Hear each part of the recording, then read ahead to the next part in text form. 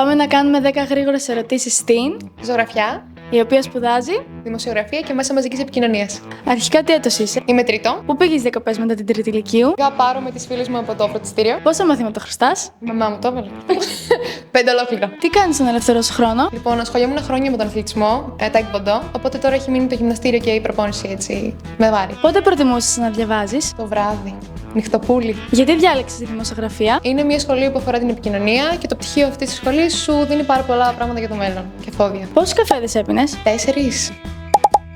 Και λίγο λέω.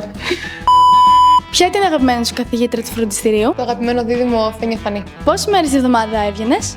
Επόμενη ερώτηση. Και η ερώτηση κλειδί, πώς φαντάζεσαι τον εαυτό σου σε 10 χρόνια από τώρα? Λοιπόν, δύσκολη ερώτηση. Με φαντάζομαι ευτυχισμένη, επιτυχημένη σε ό,τι έχω επιλέξει να κάνω, με οικογένεια